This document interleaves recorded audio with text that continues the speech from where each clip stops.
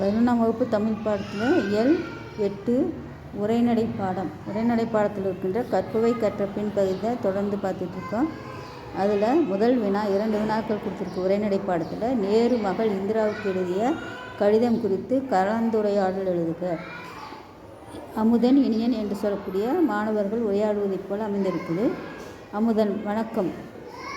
நேருஜி சிறையில் இருக்கும் பொழுது தன் மகள் இந்திராவுக்கு பல்வேறு தலைப்புகளில் கடிதங்கள் எழுதியுள்ளார். அவை எண்ண களஞ்சியங்களாக போற்றப்படுகின்றன. அடுத்து இனியன்: ஆமாம், அவர் எழுதிய ஒரு சுவாரஸ்யமான கடிதத்தை பற்றி பார்ப்போமா என்று சொல்லி தன்னுடைய நண்பனிடம் கேட்பதாக இந்த பகுதி அமைந்திருக்கும். அதனுடைய தொடர்ச்சி பாருங்கள். அமுதன் இனியன்: மிகவும் நல்லது. அவர் நயனி சிறையில் இருந்து எழுதிய கடிதத்தை பார்ப்போம். அதில் அவர், நான் சிறையில் இருந்து உனக்கு பொருள்களாக அனுப்ப முடியாது, ஆனால் என் எண்ணங்களை கடிதமாக்கி அனுப்பலாம் என்று கூறுகின்றார். அடுத்தது அமுதன் சொல்லக்கூடிய செய்தி. மேலும் அவர் கடிதத்திற்கும் பேச்சிற்கும் உள்ள வித்தியாசங்களையும் கூறுகின்றார். கடிதம் என்பது ஒரு வழிப்பாதை, பேச்சு இருவழிப்பாதை என்றும் கூறுகின்றார். அதனுடைய பகுதியை பாருங்கள். மேலும் அக்கடிதத்தில் நாடுகளின் வரலாறு, நாகரிகத்தின் வளர்ச்சி, சிறந்த மனிதர்களின் வாழ்க்கை குறித்தும் எழுதியிருக்கின்றார்.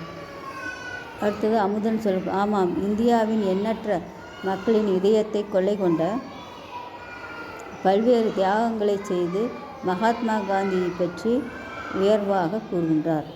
அடுத்து இனியன்: ஆமாம், இவ்வாறு இனி எழுதிய கடிதங்களில் வெறும் நல விசாரிப்பு மட்டும் இல்லாமல் அறிவார்ந்த விஷயங்களை தம் மகளுக்கு கொடுத்தது சிறப்பானவை என்று சொல்லக்கூடிய பகுதி. அதிலே 2வது வினா, உங்களது சுவையான பயண அனுபவம் ஒன்றை கடிதமாக எழுதுக.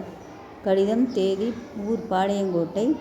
அன்புள்ள தமிழனுக்கு, நான் எனது பெற்றோருடன் திருச்சிராப்பள்ளிக்கு உள்ள மலைக்கோட்டைக்கு சென்றிருந்தேன்.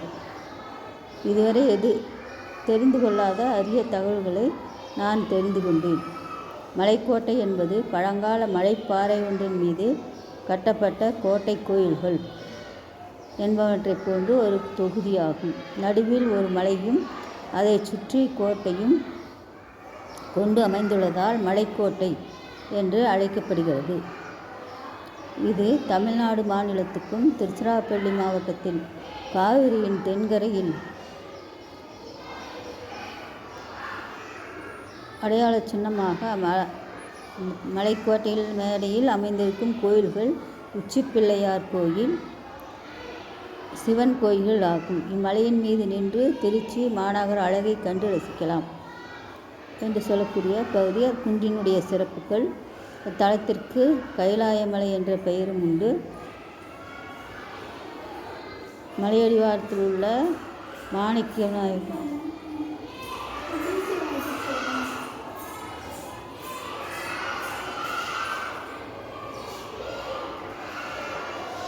தொடர்ந்து எரிச்சண்டா மலையின் நடுவில் தாய்மானவர் திருக்கோயில் உள்ளது. இவரை காண 258 படிகளை கடந்து செல்ல வேண்டும். நான் கண்ட இத்தலத்தின் பெருமைகளை கூற எனக்கும் 1000 நா வேண்டும். நீயும் ஒரு முறை சென்று வா, மற்றவை நேரில். இப்படிக்கு உன் அன்பு நண்பன். நன்றி, வணக்கம்.